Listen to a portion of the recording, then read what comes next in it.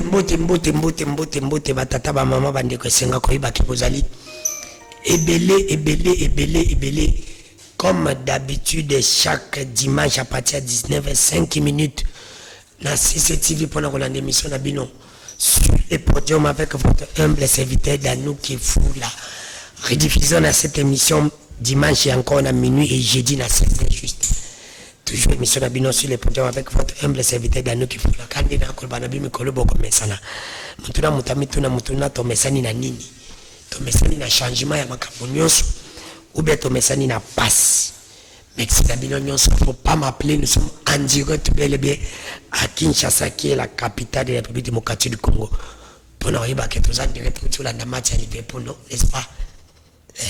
Liverpool a gagné 5-0 là, nous sommes en direct pour Bengate. Botin de la ngai Batisto. Mais si la bande de nyonso batin de la ngai Batisto na WhatsApp par rapport à un sujet, pour réagir, pour poser ma question. Pour que vous ayez réponse là, parce que je vais travailler, je vais faire cette émission par rapport à vos questions que vous m'avez envoyées. Je ne peux pas débuter cette émission sans remercier l'autorité morale de cette émission. Lui, c'est mon directeur de programme, Romain Makonda. Je le salue là où il est en train de me suivre à la maison, sans oublier mon réalisateur, Dieu merci qu'il faut la passion beauté. À toi aussi, mon frère, ami, fiston Atunga, sans oublier Bruno Nzinga, Moron Zambé. Et mon directeur de production Doudou Moutire, notre DG, honorable Raphaël Kibuka, place à Zali Kolanda. Nabande Kounion Soboko Linganga Mikolo Mbote. Nababu Bako Lingangate, moi c'était pas Bolinganga. Boko Mesana. Nazane Senga Koyama Pona Bino na Poko Alelo, prophète Samuel Tamba. Na prophète Maïlou Yeye et maître Avatar Manzola. Oyo Manzolo, Oyo Tozana Ina Poko Alelo, comme ils allaient qui annoncé. Prophète Samuel Tamba Mbote. Oui, Mbote, ndeko Danou. Na lingika ko rendre grâce c'est pas Nzambe. Akamba biso na nzela molimo musanto. Ma émission na lelo pe na téléméli de la par même occasion où ya no choa satana ezwa bokonzi na oesikate na kombo na Yesu pe na déclarer que oekoleka na oesika et vous pesa lukumu na oyazana bokonzi likola bakonzi ya banguya nyonso. Je citais Jésus-Christ. Mais merci pour l'invitation. Merci pour notre débatteur. Merci pour l'avoir. Oh, nous sommes allés avec merci. Prophète Maël est monté. Ah oui, bien, ça va très bien. Tout ça bien, sauf que tu travailles trop journal. Bonne église encore. Dieu fait grâce. Bonne MCC. Très très bien. Merci. Nous sommes là. Maître Avatar Manzola. Boté. Bonne. Merci Mig pour l'invitation. Merci Nabalandi Nyoso. Merci aussi na les prophètes pour la ligne alors et pour na quoi les nouvelles sujet oyo yeko affermir balanzam. Merci. Je commence par prophète Samuel Tamba. Prophète Samuel Tamba. Est-ce que femme de nuit ou mari de nuit autre part? Ezali, tout Ezali. Parce que monsieur Zali, ça existe ou ça n'existe pas? Oui, mari ou femme de nuit, ils ont un phénomène réel. Tozo vivre en gros dans mboka na la société. Ils ont un fait réel. Peut-être ceux qui va question côté, mais je peux affirmer que le phénomène mari de nuit, toute femme de nuit, ils ont réel. Tout le monde esprit incube et succube. Donc ils allaient tout démontrer tout au long de l'émission. Voilà un peu pour la réponse. Est-ce que activation du pouvoir ministère sacerdotal, est-ce que ça existe? Oui, ça existe.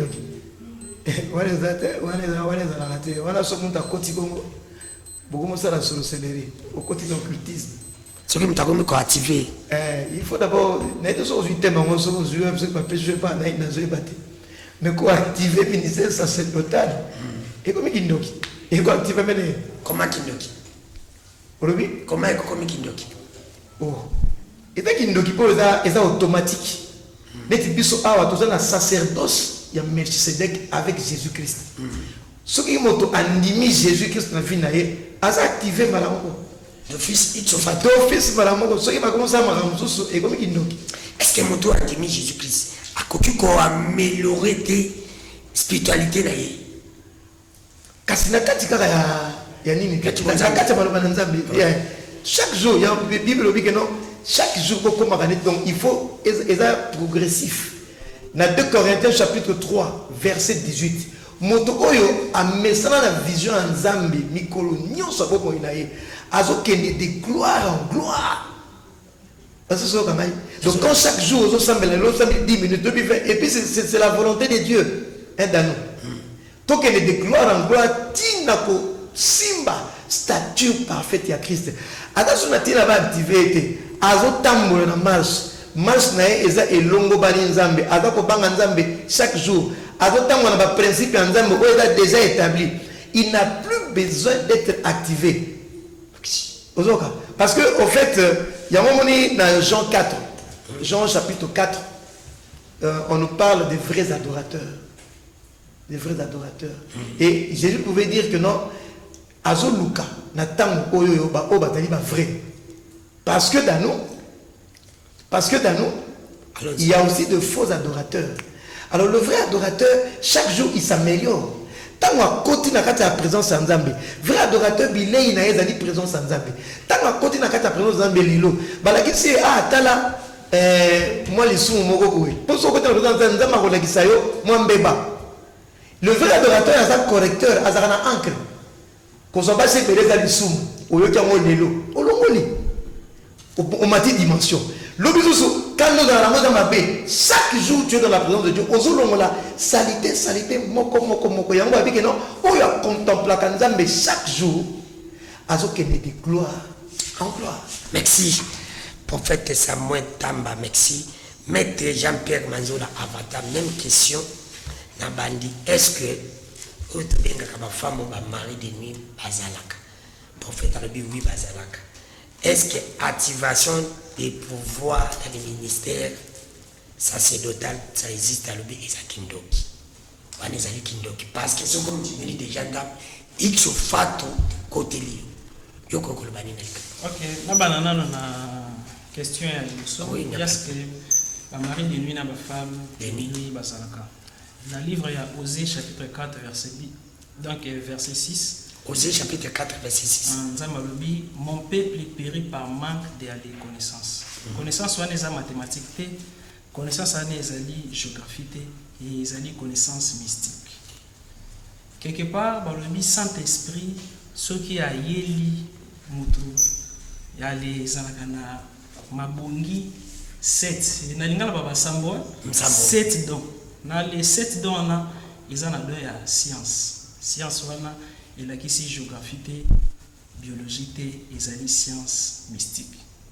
Ils ont la intelligence. D'abord, ils ont na makambo yo nzambe ya kolobela yo yango na bakode. Supposons concernant ba mari de nuit na ba femme de nuit. Lucifer, yazana mwasi na yo. Kombone Lilith. Lilith azali mama ya ba mari de nuit na ya ba femme de nuit. Premièrement, esengeli koyeba mission ya ba mari de nuit na ba femme de nuit ezalaka nini. Premièrement, esengeli koyeba que diable a créé eloko te. Diable ayiba kande. Ya kopia kande parce que la Bible dit le diable ayaka kala pona ko voler, ko dérober na alors ko aller détruire. Yo moni ba chance na yo nyonso ya vie. Ils ont détenu na coffre fort moko spirituel. Coffre fort wana eza na code. Kaka ndenge moko ba téléphone na biso ezaka na ba numéro, ezaka na ba code. Vi na biso pe ezaka pe na code oyo. Diable akoki amoni makambo nyonso mais pona a pénétrer esengeli azala na code. Code wana efandaka na sexe na biso. Alors soki na monde satanique balingi bali détruire yo. Balukio na nzela mai bazuyo te, balukio na nzela moto bazuyo te, balukio na nzela mabele bazuyo te, balukio na date de naissance na yo bazuyo te, bakotinda mwasi ya butu. Tope mobali ya butu. Soki bwale sangani, la Bible dit soki osangani na mwasi, tope mobali bokomi eloko. Alors, bakoale scanner étoile na yo. Tango yo bako scanner étoile na yo, bako désactiver code na yo. Alors tango yo bako longolo yo bako longola. Yoko remarqué que vie na yo ezali lisusu ndenge ezalaki liboso te. Na Bible version Tob, topé na les versions Jérusalem. Ezali na démon moko babenge na kombe ya Yasmode. Ah, ni ya déranger ki ndeko mwasi moko kombo na ye ezalaki sa. Na livre ya Tob wana. Alors ndeko wana tango yo démon wana possédaki mibali nyonso bandaki olinga, babandaki okufa na même buto babandaki obima ensemble. Mwasi oyo ya ko remarquer que à chaque fois mobali ya coucher na ye, si malango mobali ana a négliger. Mwasi oyo ya ko remarquer, topé mobali oyo ya ko remarquer, azali na ba maîtrise na bandoto na yete. Ndeko Dani limbisa yo ko remarquer neti mibali basi ba misani ko tindela na ba photo porno. Peut-être ya zu photo na yo no tindela nga na voyage. Nyinjo tinzi photo na yo. Supposons nazali mwasi tango yo na tinzi photo. Ezali na ba démon bazaka na mo pepe ba les principautés de l'air. Ba démon na ba kozwa photo wana. Ba ko balisa mwasi wana na lore mobali moko na monde astral inférieur. Tango ba ko balisa ye na monde astral inférieur, même ata lelo ndeko Dani obali mwasi wana, même ata mwasi wana azalaki douce na linda kuna bango ipana yo ya kozala violente. Puis alors les démons wana akoki même quoi ni activer que mwasi ya zali na libala pendant que zali na libala libanda balula ke mingi pona ceux qui abomi libala atika ni célibataire batiki quoi li. Alors quelle est la deuxième question? Alors la deuxième question pour na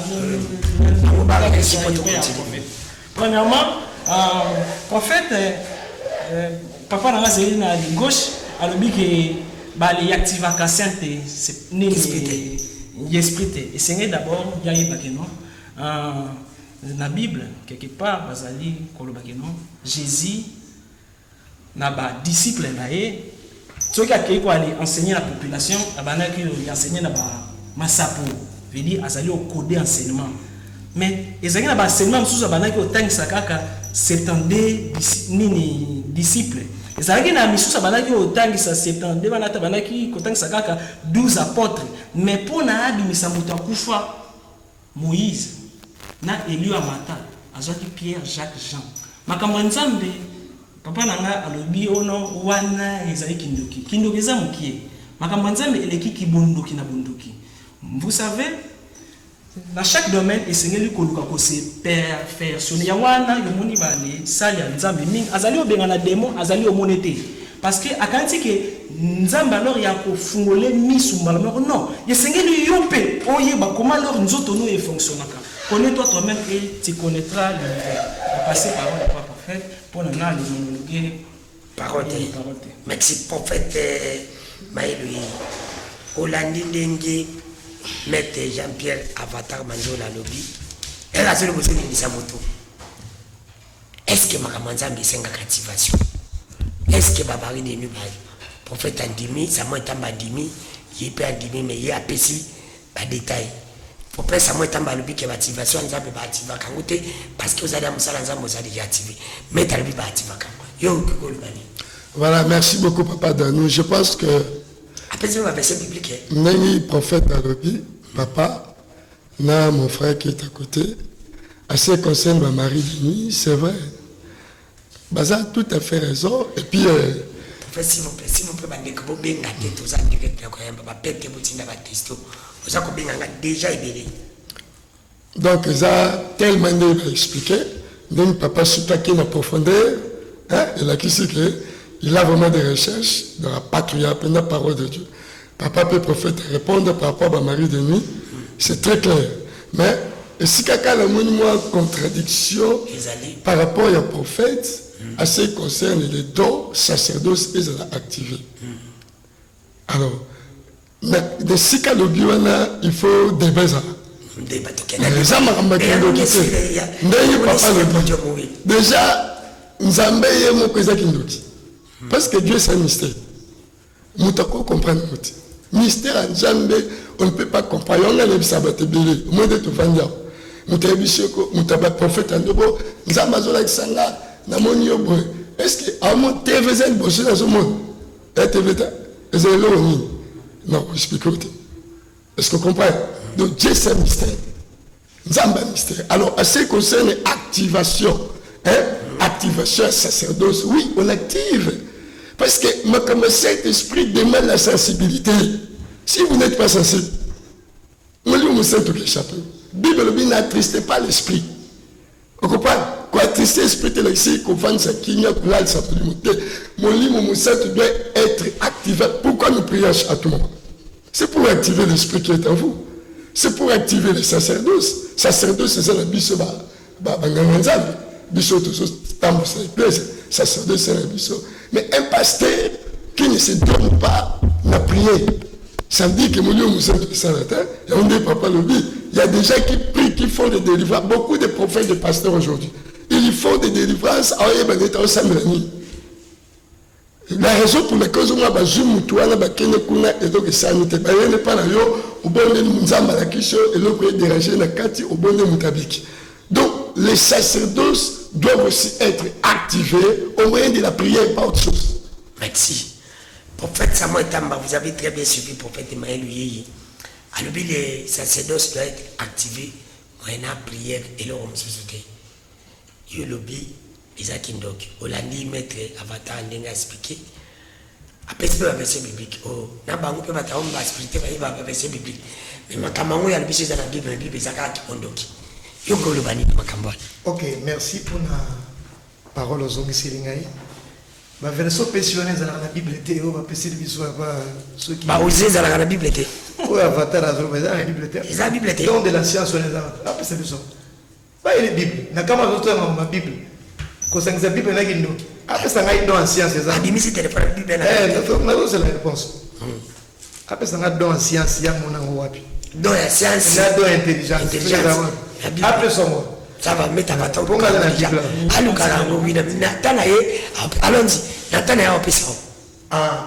pour dire que dans la science, ils ont raté. N'a dans l'intelligence. Bah, dans un Corinthien 9. Donc, dans la science, ils ont raté. Ils ont le kuta. Donc, ils ont le kuta. Moi, c'est Lucifer. À mon avis, on a la magie. Après, c'est quoi moi, c'est Lucifer? La Bible peut être. Donc, ça a développé la Bible était. Alors, c'est plus que blanchi. À Binisi Libanda et Moutoumala. 2 Corinthiens 12, 9. Ils ont dans la science, ils ont dans la force, ils ont dans l'intelligence, ils ont dans la sagesse, ils ont dans. Alors, on regarde.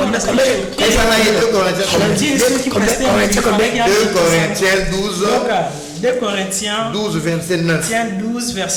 Et il m'a dit, ma grâce te suffit, car ma puissance s'accomplit dans la faiblesse. Je me glorifierai donc bien plus volontiers de mes faiblesses, afin que la puissance de Christ se repose sur moi. Donc, voilà. donc,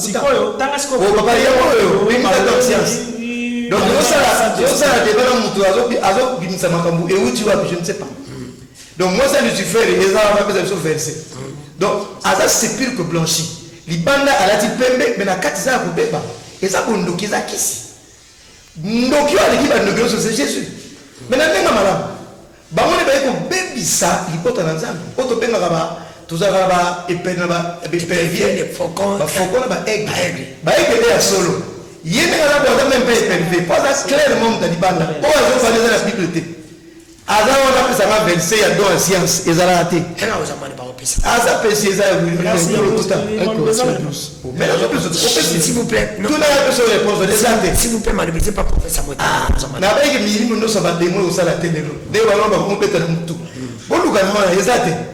Avec le kuta na le kuta. Et par contre, la maison, on a n'engagé ma salle le kuta, parce qu'on a un plateau. On a la présentation, on est représenté. Bamon a bamon awa, misuna et robeta. Mon nez au bisello voté. Après ça, il doit la science à Django. Alors, la Bible n'a rien à voir. Bon, on a content.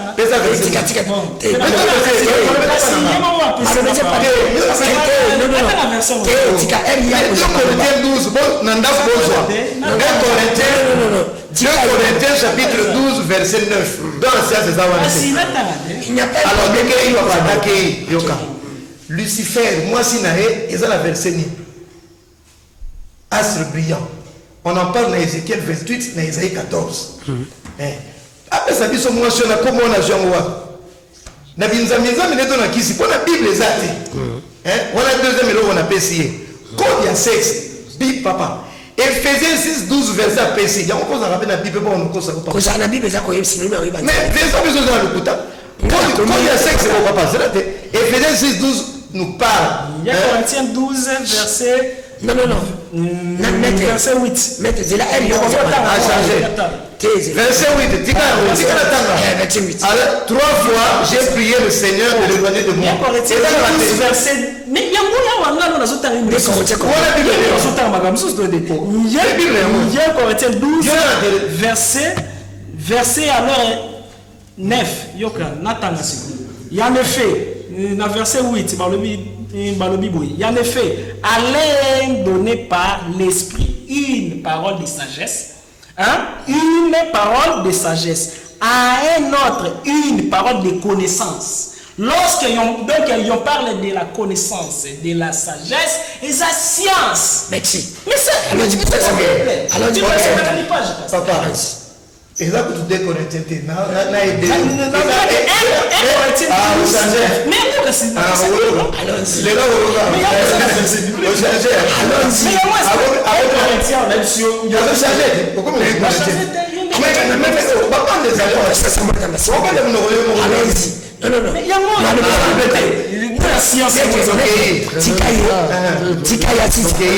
la science n'est pas, la sagesse n'est pas la science. La sagesse c'est la science, connaissance c'est la science. Pourquoi ça n'est? Mais il est français. Science c'est la science. Connaissance c'est la connaissance. Parole de sagesse, ce n'est pas la science. Ce n'est pas les deux de la science. Pourquoi ça me tout après c'est nous sur Ephésiens 6:12, avec code d'un sexe de la raconte. La Bible dit dans Ephésiens 6:12, on n'a pas à lutter contre la chair et le sang. Il y a beaucoup de lutter dans le sexe, dans le sang. Ils ont tout. On a à lutter contre les esprits. On n'a pas à lutter contre le sexe. Oh, ils ont donc, à qui est ça là, moi, ils ont la caverne, la case, il y a qui mais non, ils s'en prennent mal. Il n'a pas l'esprit de Dieu. Moi, à interpréter la Bible, exacté. Pour interpréter la Bible, il faut avoir l'esprit Saint-Esprit. La Bible dit, Ésaïe, Jean chapitre 6, verset 63, c'est poussé par le Saint-Esprit que les gens parlent de Christ. Lui n'a pas de Saint-Esprit. Aïebi Yesouté. Nérazava. Souvent, Aïebi Yesouté, je ne veux pas. Parce que c'est là, vous appelez ça le Saint-Esprit, c'est Jésus. Alors, il vous est avantageux, c'est quoi, mais c'est ça. Jean 14, Jean 16. Il vous est avantageux que je m'en aille. Parce que si je ne m'en vais pas, le Saint-Esprit ne viendra pas. C'est Christ qui nous envoie. Et quand quelqu'un accepte Christ, automatiquement le Saint-Esprit est là. Je ne comprends pas. Mais quand il dit que pour la sensible, quand quelqu'un croit en Christ, 1 Corinthiens chapitre 12 verset 11, le Saint-Esprit est connecté à la corps de Christ. Merci. Et c'est automatique. Merci. On n'a pas besoin d'être connecté. Dans nous. C'est le Dieu même moi écoute. Là on a comme là on a tout le yo ndi matin na bongo la mutima. Ouais, on monter ensemble musumu. Abo masumo mine na sama sumo. Mais tout le monde ko yo sa wasumte. Nga. Ne na ba komina mutema na sainteté. Olana no matin mukolo oliambo moko maleti bango. Te. Alors ça pas trop les sécurité papa. De là na nutikanayi. To ko dibetre. Merci. Maître, Olandi, na aussi dans mon tête, ramasser mieux ce prophète. Après prophète. Ah, yo moni. Attends, go ramasser. Ah, on va se mettre. Yo pas si na parole. Si vous ne pas si poté. Allons-y. OK. Premièrement, esengeli koyeba kelo. Même dans la Bible on mis les juger point. Et enfin que Bible n'est pas sa erreur. Lorsque ah Bible n'est juger point. Non papa pour ça. Ceux qui en ont un prophète bon, ceux qui en ont un prophète azali olobaki non ngai naza na Saint-Esprit. Alors ayebi spiritualité comment il marche à la terre. Place moko oyo esprit ya Nzambe ezangi pofanda ezate. Nzamba za omniprésent. Esprit na ye ezali ko dépasser au fin fond ya enfer pena au delà ya paradis. Alors, premièrement, naza chrétien. Motuté alors ya kolongolanga kombwana ya kozala chrétien. Deuxièmement, kasi que mais kasi est-ce que nga alors na le contraire.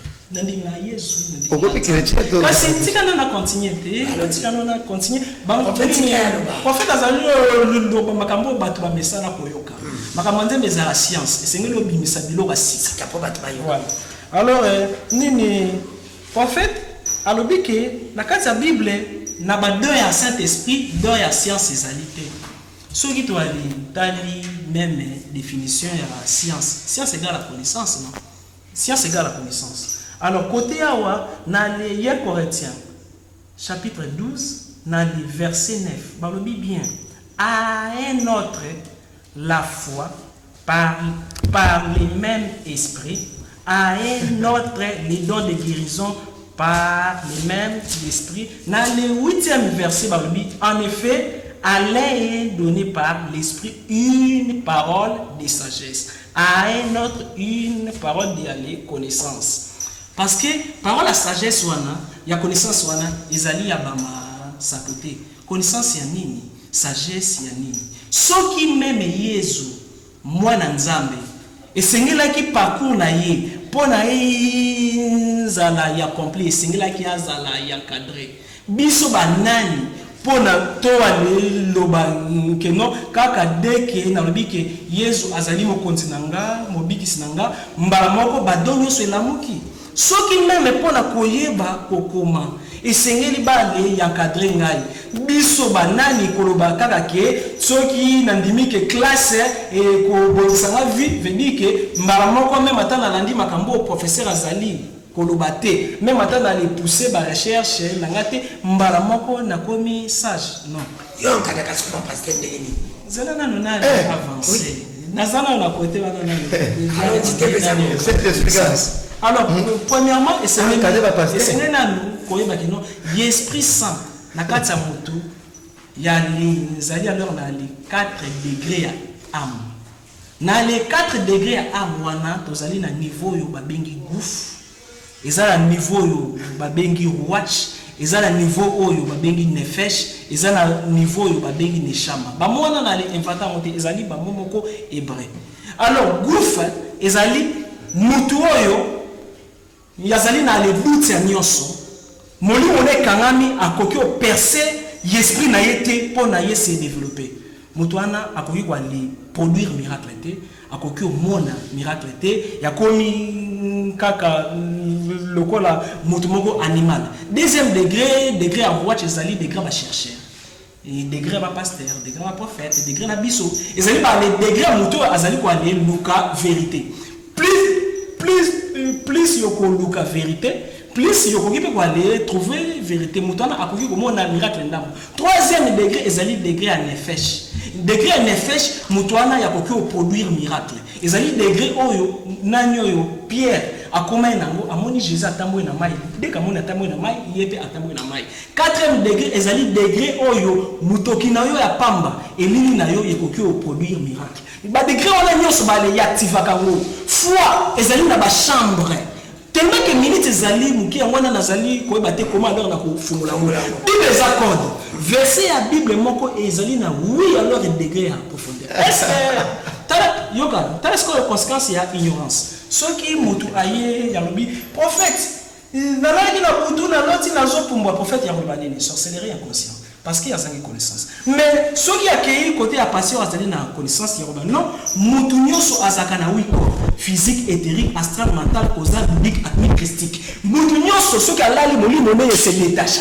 Nzambe yazali esprit, azali matérialité. A communiquer avec biso na ba monde spirituel. Ce qu'on comme carence ya connaissance yozala na les facilités yo traiter bateau e baebi bandoki. Est-ce que pas passer la chose ba imora? Nyo sauté. Ezali ba pasteur ou bazali na ba connaissance lokola ba les Daniel bazali. Parce que connaissance ezali recherche personnelle. Merci. Maître Jean-Pierre Nanzola Vata, prophète Maël Bié. En fait, ça va être un c'est comme si vous avez des côtés. Est-ce que vous allez vous aller en Zambie? N'est-ce pas prophète Samuel Tamba? Après, si Beja Bambo Sangamote passe à la Libotane, Ballon, et l'homme Falazala, le Karavata, Minki, Bete Manzola. Ah, Maxime. prophète Maël Yolandi Bango, nous sommes tous na terre amassé. Est-ce que Makambo ndi kwaza koloba eza na Bible Makambo prophète Samuel azolo na Bible. Voilà, papa Dani, hello Nengina Loba. Je suis pas habitué à la débat boya. Mais il faut Bible le dit. Fais pas notre aide. Allons-y. Débat trop ça là. Il faut pas bâtonner ça vite. Vous êtes politique. Ça m'a manzambi. Mon Bible, c'est une révélation. Bible, c'est une révélation. Si nous avons pogné à péché vision, ça veut dire qu'il y a une révélation. Quand il donne la vision, il donne la provision. Provision, c'est une vision. Prophète Maï. Provision, c'est que ça a. Pourquoi tu es autant? Côté code du ministère. Pour aller faire quoi? Au côté théologie, pour aller faire quoi? Côté sa connaissance. Bible est interprétée. Mais attention. Bible, l'esprit est soumis au prophète. Il y a des choses. L'esprit est soumis au prophète. Quand la ça veut dire le prophète, c'est le corps. Le prophète, c'est l'intelligence. L'esprit, c'est Dieu. Est-ce que vous comprenez? Même dans le moment, il faut prophète,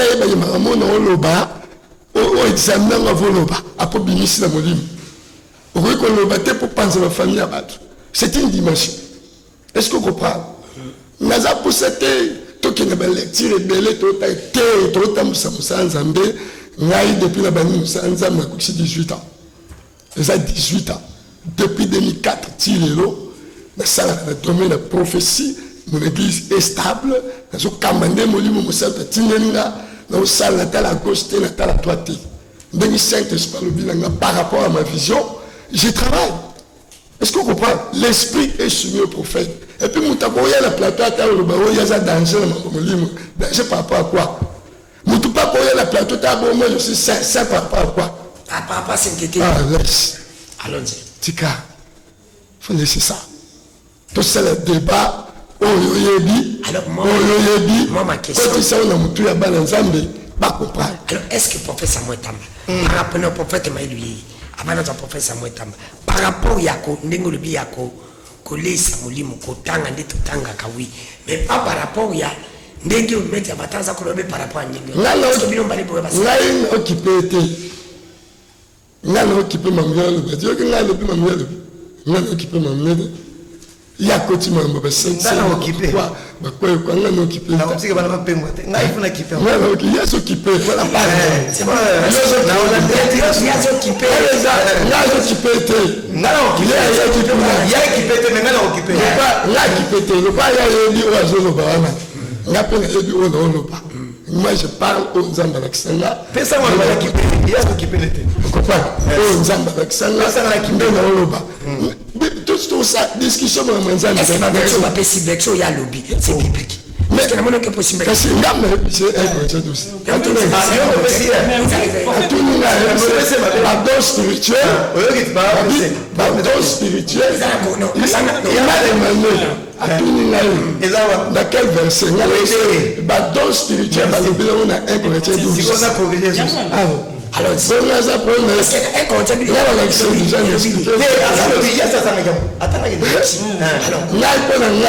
la dimension c'est que moi je sais. Le don spirituel de Dieu, c'est la 1 Corinthiens 12. Vous avez le don de la sagesse, le don de la parole de connaissance, c'est tout. Et ça la musala nzambe. Et ça la musala nzambe. Après si pour son service. Est-ce qu'il faut que la musala nzambe sous un clair. Que la moussado ezali tant multiplier l'effort à prier. C'est ça activer. Tout ça on va prier Seigneur activement le don du Saint-Esprit. Activer le don du Saint-Esprit. Nous avons dit pèse la puissance. Et ça n'a pas pris sa puissance. Merci. Même Christ est mon corps. Christ est de cela. Christ passe une puissance. Dans ma comme comme le souka. Même tant à Kenya dans Gethsemane. Qu'est-ce qu'il est allé faire là-bas? Est-ce que Christ est une bouillette? Il y a autant de Seigneur sur lui. Pourquoi il est allé à Gethsemane? Merci. Et ça qui avance à mort. À qui nous sous force. Et c'est la force. À chaque fois, Jésus allait à la montagne. Pour faire quoi? Pour demander. Activer, avoir la grâce, le don, puissance. Dans la Kitty Romba, il a marché dessus les eaux. Qui a fait ça? Merci. Après la Gethsemane, il est parti faire quoi? C'est pour c'est la puissance, pour activer ma grâce. Sur la volonté, Christ allait tout faire. Il fait tout ce qu'il fait. Mais à chaque fois, il est comme nous, ça là. Il demande la force. Merci, Prophète Samuel Tam. Prophète Samuel Tam, activé si quoi. Il y a le collingi qui peut la crucifié. Ok, ça va, merci. La crucifié bien. Ndaza on le muni au salate. Au moins, n'a autre déjà. Mais t'as d'autres rapports qui nous talents. Ah, ils ont split. Ok. Na sepeli ndenge prophète alobi sikolo. Hein? Na sepeli ndenge prophète alobi. Mais elo nengana Nathalie César Boy. Omoni activer o yazolo bana ya yeza différent. Ouais. Ozola net. Ah ezala ba nefesh ba roach ba chama. Mais ya alobi ne ya ndenge musu. Ya alobi ndenge. Mais et ko prêter confusion na bazo kabiso. Parce que awa tozana ba âme eza en jeu. Basa la Satan avait bakoti na kata terrain. Ozola na ngai yo qualifié comme ça la Satan. Il y a mon nom à moko. Oui, papa ou avatar. Mais Bible ne juge pas, il juge des. Justement, Bible le bon temps. Bible le juge pas. Ça le peut pas 26, dans la 27. Bible ne le bima moyo zungu sala. Yo Bible tenetinga. Mais comment je le vais 26 ans. Oui, c'est possible. 1 Corinthiens chapitre 2 verset 15. Donc attends, la Bible, l'homme spirituel, au contraire, juge de tout. Oh, il y a bien la Bible, c'est Bible né à moi. Il y a 1 Corinthiens chapitre 2 verset 15. L'homme spirituel, au contraire, juge de tout. Et il n'est lui-même jugé par personne. Homme spirituel. Papa invité au monde, papa, avant la misoté. C'est la cause homme spirituel qui peut nous passer. Il y a un homme spirituel. Ils ont ma bête. Né le hôtel, tout va la belle que papa a rabassé belete, a la moitié de moko, a mis la ramassangate, a y barate, n'a pas un micro. Est-ce qu'il y a aucun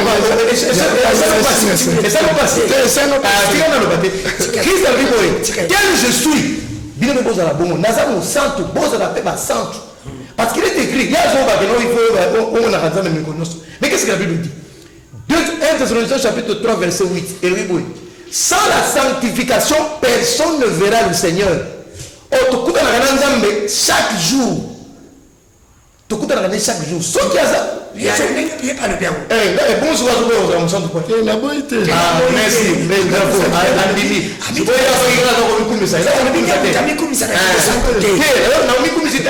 Et ça, qualité à vie, et c'est ça que Dieu veut. Ah, tu n'a pas de micro tout à la matin. Nous, on a bon micro. Nous avons un côté, nous savons que papa a ça la bouille. Azate. Parce que nous avons un bon mot in Angaï et ça, n'est Christ a dit que vous imiter n'est pour la Bible imiter n'a imiter à Christ. Nous n'avons pas papa pour nous ayant. Alors, c'est là. Alors, science, c'est mon connaissance. Na français, écoute, à imiter à conquérir pasteur. Science, c'est la connaissance, c'est la science qui donne la connaissance, mais la science n'est pas la connaissance. Science, c'est une étude. Étude de l'eau, autant à Saint-Esprit, aux connaissances à Saint-Esprit.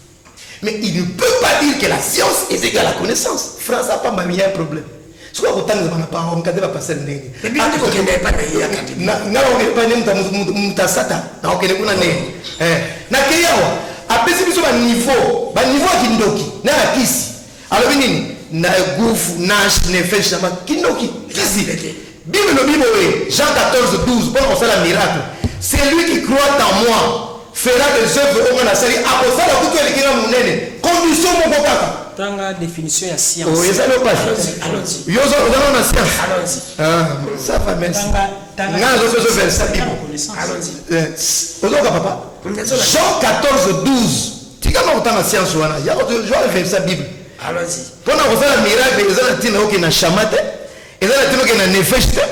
Pendant que vous avez un miracle, Jean 14, 12. Dans la Bible, Jean 14, 12. Si ça, non? En vérité, je vous le dis, celui qui croit en moi fera aussi les œuvres que je fais. Et il en fera de plus grandes parce que je m'en vais au Père. Ce sont des alibis dans esprit amiqué. Et puis ces gens-là qui ont besoin de miracles, quand on marche avec le Saint-Esprit, nous allons Saint-Esprit dans quelques années. Et ça qui est aidé de produire. Jean Acte chapitre 10, verset 38. La Bible dit, Jésus, Dieu a rempli de puissance et de force Jésus-Christ de Nazareth qui allait de lieu en lieu, faisant des miracles. Quand on a le Saint-Esprit pour entretenir mon malade, tu feras des miracles. Même yo, dans le sort, le beaucoup chassé par des démons. Et ça, et puis ça m'a dit, mais finalement, vie à mon tour à vendre dans un état de saka. Mais est-ce que yo y a pas vie dans un déni? Mais dans un yo. On a un déni. On y a pas de fait. On a la salle qui l'a. On a des avatar. Yo, tu me comptes ça. Je place ça qui le boit. Yo, on me compte ça. Il y a des places ça qui le. Par contre, on a eu non comment nous témater. Yo, yo ça va te la jouer. Place yo ça là qui le place ça passe bateau place passe.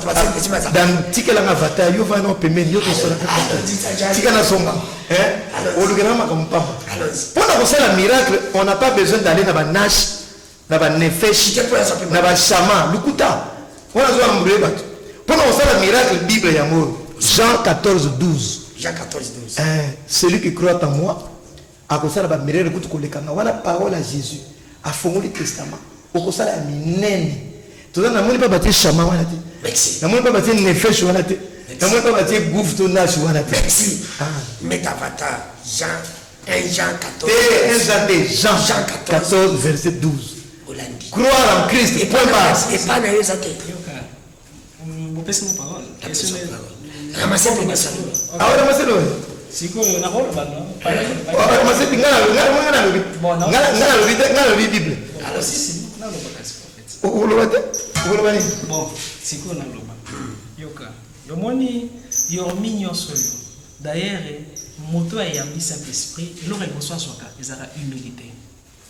Qu'on ne se sentira jamais supérieur à Baninga. Parce que Saint-Esprit, ce qui a fandi na kati na prophète, yoko beta jamais tout le devant bat. Qu'on va que non nga na za musanta. Na zanga dali sumo. Ce qui mène Jésus, notre Seigneur est sauveur. Alors va dire que ko benga nga sainte. Mais yo nani? Comprenez le corps. On va changer ma loba. On va changer ma loba.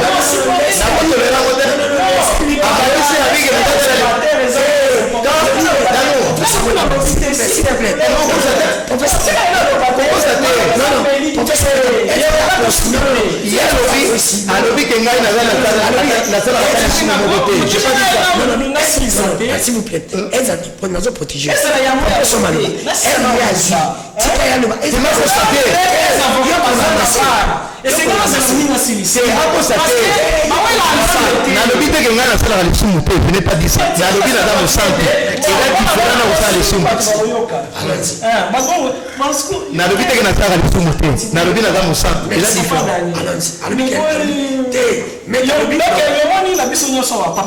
Donc il y a des maîtrise ma case parce que plus âgé déjà dans matière âge et Seigneur déjà maîtriser ça. Alors le Seigneur doit les supporter des fois. Alors posons-moi siko yo nani lo baki na banyozo ki no ngai nazali musantu wana na no senga yo senga vraiment la Saint-Esprit a visité. Deuxièmement concernant ba terme. Oh non, nalobi nefesh wana ezali satanique nalobi ni esenge na no koyeba non Bible Jean 14 12 zena nga alors yo mona memi Bible te botike nga na loba ndenge alors nazali loba alors Bible bakomaki wana hébreu araméen ya plus ezali eloko oyo bayeli biso ezalaki ya bakoko na biso te ezalaki ya ba neni kimbango te Bible eza science ni yotali wana donc débat vraiment to kosala débat na comme science ya mbiki na yebi français te et là bon soki ngai na yebi français te Google pe yebi français te si j'ai yo ben c'est l'histoire ezalaki te ki ngai na lobaki na l'équipe batnyo sur la puissance to pe na l'équipe batnyo sur la sainteté boya bolo de la biso phénomène ya ko activer topé il y a ba mari de nuit la femme de nuit alors on a pourquoi t'as la guerre et aller prophète parce que j'en doute même qu'il sengeli ya mi benga prophète ce qui est ça qui na armée sengeli ba les dégrader parce que na moni missionnaire donc missionnaire ya molimo zali ya kufuma maté répondre alors nini liso molimo ifanda kawa ba activa kango alors muto ya donc ya activer liso ya molimo te asala ka délivrance te asala ande hypnose papa Dani akoko l'action comment basala ka hypnose yoka ngabi hypnose ezani yoka hypnose ezali technique moko mentale na li psychologie ya moto donc na koki na lobi moto ezate mais basi basala ka réceptif dès que la bi moto zawa la bando full la micro maman moko azawa ya kokweya ayoki pe moto wana na ezali partie ya ba hypnose veut dire na moni démoté mais na zo ba kino na moni démo yomoni ignorance ces akaka connaissance ces alliés important pourquoi pendant que moto akoyo zano benga na molimo mabe ozali oloba démon obimi oui na bimi mais diable azali père mensonge soka bimi ya koloba lisusu na kati ya nzoto wana donc pourquoi alors yoko tuna esengeli yo mona ye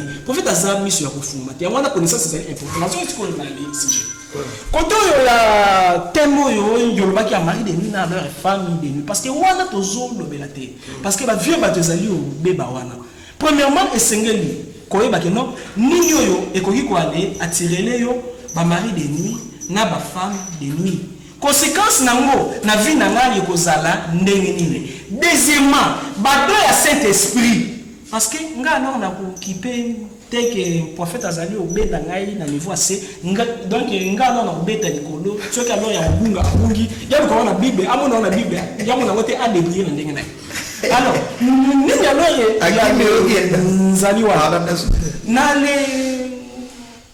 bado ya Saint-Esprit ils a dit 7 dons mais ils ont 9 oui il y a Saint-Esprit ils ont 7 dons il y a Saint-Esprit concernant alors ba mari de nuit na ba femme de nuit comment alors donc muto ko kota na contact na ba mari de nuit na ba femme de nuit ce qui alors supposons muto yo amesani na ba masturbation yebaka se permet à mobali il produira plus de 12 milliards ya spermatozoïdes bana wana nyoso ce qui alors ba le ko ina se ba femme de nuit ba sikili ba équipe ba ko ramasser mo ba ko bota bana na ba ko ngabali ya oliana énergie vitale ndesko ezaka na ba chance na biso na ba protection na biso soki alo ba bandi ko lia yo énergie vitale yo ko remarquer makamno nyonso ekomi obeba bana wana basalaka donc ba lekaka c'est tenté donc makamozeli bele ya koloba meta ezaki mukie le prophète alors bele kaka makammo ba distraction aussi to ko na science nzambe merci prophète Maïlu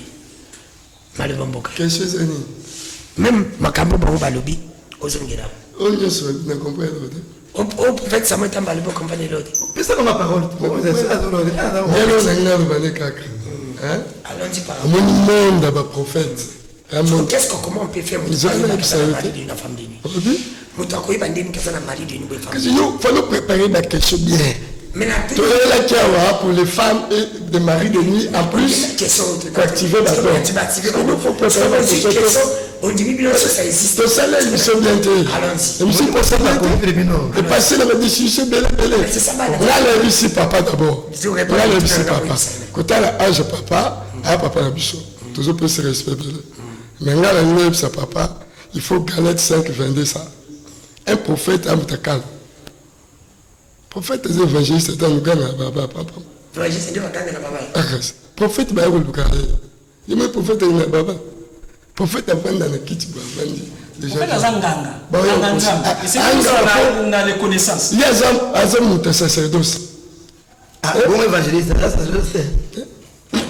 Mutana musala évangéliste à la sacerdoce à terre bon docteur yes à ça le service c'est bon mais papa tika ya clôture to comme il attend sur prophète Galate 5:22 il faut écouter bien la papa hein babi on reconnaît l'arbre par défaut est-ce que tu comprends mbomozo bimisa alors c'est comme la femme de nuit n'a pas mari de nuit ma femme de nuit n'a pas mari de nuit et ça n'a pas critère belé que nous t'apprends comprendre que à ça ma femme de nuit et que y a les notes alala l'autre azokusha mobali aneola wana eyaka na bamanifestation na corps. Est-ce que koza pe ye na psychologie te moto pe ezaka nango peti moto mosusu psychologie kaka kanisi mais eza nango bongo te omoni na kati ya monde barêve il y a des rêves et des visions eza na barêve eza na bacauchemar.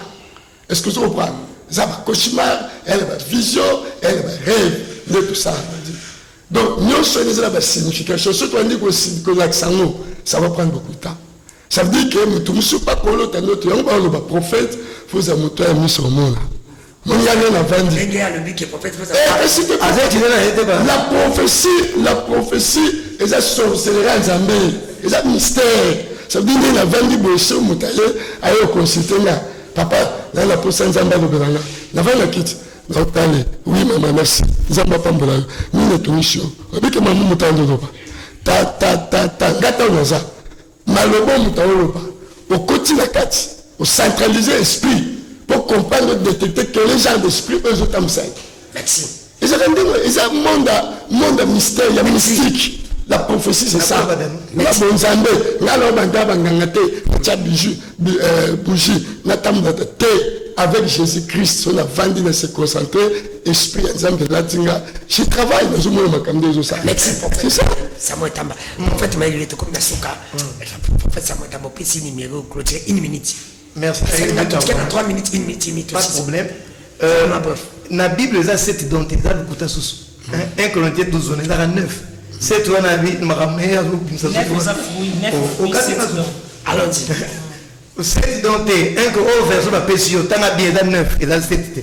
Tu corrigez-moi côté. Awa, dans nous, Bible lobby, ceux qui ont été sous terrain, attends, tu coupes ça, tu n'as pas un banc. Mais moto a à Satan. N'avons-tu que n'a pas ça, camarade Naïta? Oh, tu vas que non, âge, ma âge, ça va, tu as un maman limo. Papa. Et la Bible tout le temps nous dit que moto a yébié sous terre. Attends, tout le monde te coupe c'était. Yo tout sur là. Donc tout le méchant bateau pour va amanzam. Yo moni méchant dans la Platon. Ok, 089 81 37 57 8 089 81 37 57 8. Merci. Maintenant, tu as pas ta moto, il est à mettre bako fanete. Limisa ninga na faite pour ngana binzambe. Bisonye somuta ebinzambe mobimba azate to bunda ka ko ebanzambe. C'est ko ebanzambe mobimba c'est impossible. Soko ebinzambe mobimba alors wenzamba ko moto. Alors nzamba c'est esprit. Alors premièrement oyo to eba donc to ela là to le on pensa te parce que le prophète Zaki a cherché. Alors tu as merci aussi si on se rend donc vous pas me numéro à les maître avatar Jean-Pierre Manzolo ils allaient 00243 81 611 867 00243 81 611 867. Tu vas bien avoir un téléphone. Tu vas bien avoir un téléphone. Merci. Prophète m'a dit. Voilà, merci beaucoup. Malgré monsieur l'équipe de l'égalité. Il est bien. Mais nous avons passé de grâce. Et l'équipe, nous avons pas de la balle en Nzambe. Tous avons un service stabile, tous ça pour le coup Nzambe. Numéro anglais 081 022 86 33 081 022 86 33 Nzambe a Pambola Bionyos na Congo entier. Merci Nabande Konyos pour qui c'est votre mission sur le podium mais ça va Kabongo. Pour tenir bien à ma prophétie, à ma prophétie, à maître, je vous confirme, je vous rassure que les numéros sont au bengi bango bozo. Ramanzambe va bundi la route, va kangela ngope mtukati. Mutu ya simbi bible na mutu ya simbi kongo. Est-ce que yo l'équipe bango ninga musuna kibonzambe? Nana ko lubake ya l'équipe ninga na kibonzambe. Nana mona nzamba kanga ifoto. Nana lo bango kaka est-ce que na lo la bata deuxième session ba kozala, surtout ba kozala. Alors ceux qui ba kozala te, tout ça les faut biso to bima la première session. Tukutani nayo mtuzolanga biso ça peut être dimanche prochain parce que tout quand on a le banga ndiko dans le bi basala comme konsi na mbongo te tikambongo ikindi ere kolemba kangia mbongo ezala neti savo sisi côté esuki ba ikosila mtuzo kango belendi tukutani lobi na mtuzolanga biso ba à la prochaine.